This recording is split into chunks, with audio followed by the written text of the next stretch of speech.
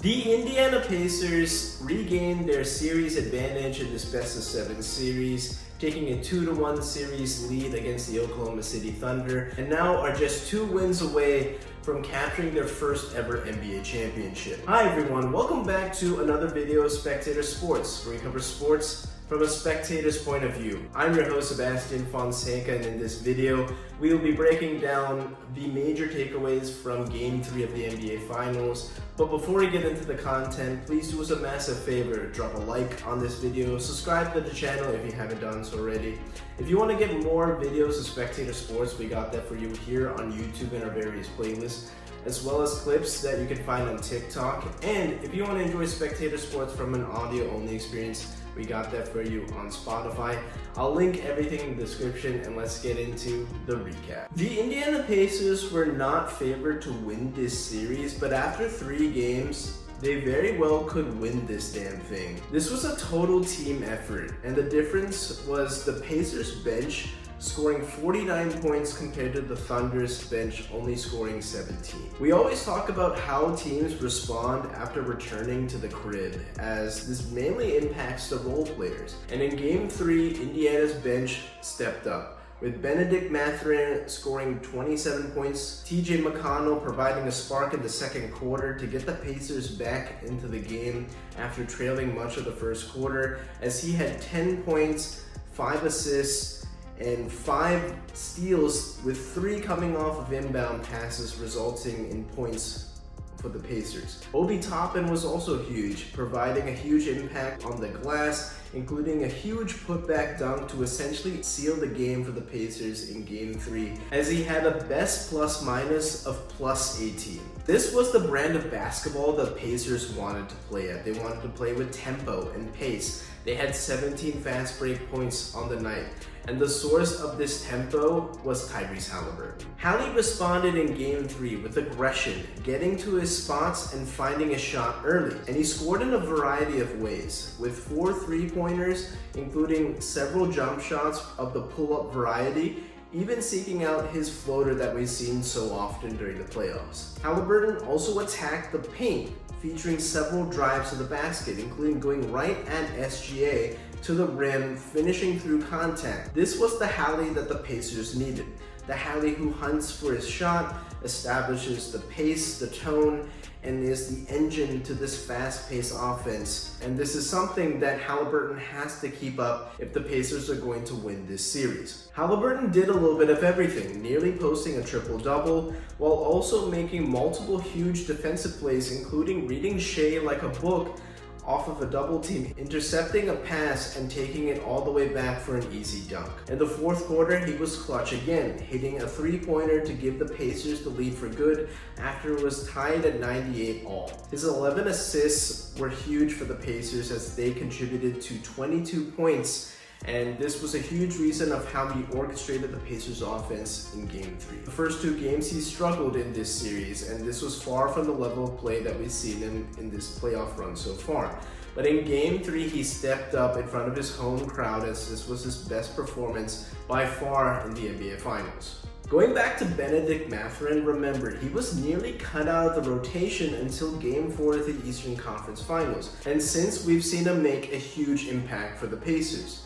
Some may forget, but Benedict Mathurin was actually the 6th overall pick 2 years ago in the NBA draft, and he was out of the lineup in last year's run to the Eastern Conference Finals. But credit to Rick Carlisle for doing a great job over the last couple of days, coming up with a game plan to get Mathurin in a straight line action to the rim on many occasions. Miles Turner didn't do much offensively, but he was amazing at protecting the rim, coming up with 5 blocks after Chet Holmgren attacked him several times, doing a lot of damage in the first quarter with 13 points. But whatever Miles Turner did after that, he did a great job in containing Chet Holmgren, restricting him to just 9 points the rest of the way, including 2 huge blocks in the fourth quarter, 1 on the perimeter and 1 down low that could have cut the lead down to either 4 if not 3. And whenever Miles Turner needed a break, Pascal Siakam was there as the small ball 5, also providing really good rim protection, coming up with a block himself. Game 3 was definitely his best for the Pacers, where they established him early and often, going up against smaller defenders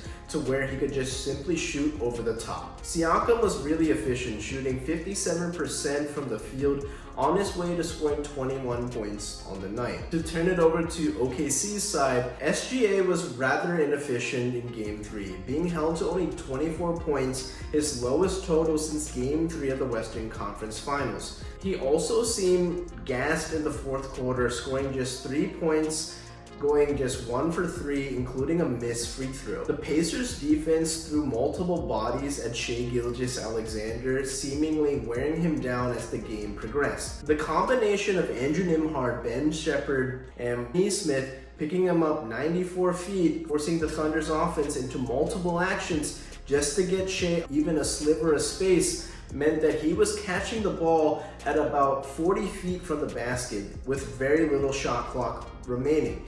And when you're tired, you don't have the strength to fight through all that contact on a consistent basis. Made life a living hell for the MVP. Now, Chet Holmgren and Dub did have solid performances, but like I said earlier, Chet's impact was almost non-existent after the opening quarter, as he went 0 for 6 from the three-point line, settling for far too many jump shots instead of getting on the block and score from inside. And Jalen Williams, I thought, was great in the third quarter. He was a huge part in the Thunder's run to take a 5-point lead heading into the fourth quarter. But in the fourth quarter, this was when the Thunder's offense dried up.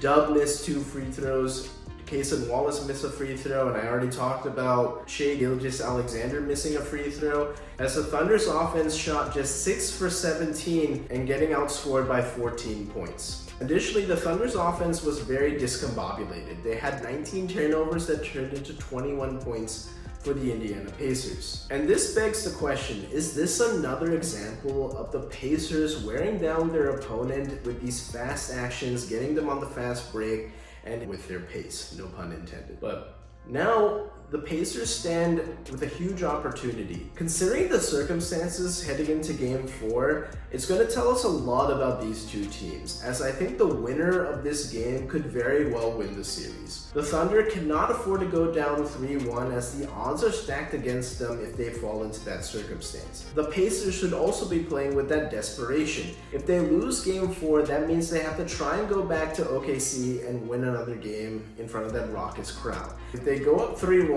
all they have to do is hold serve and win Game 6 in front of their home crowd. But neither team has lost back-to-back games during this postseason run, so I would think that OKC would come out with making adjustments. But the only difference is they have one fewer day, because this series resumes on Friday with only 1 day's rest. But let me know your thoughts in the comments. Will the Thunder rally to tie up this series at 2 games apiece, or will the Pacers go up 3-1?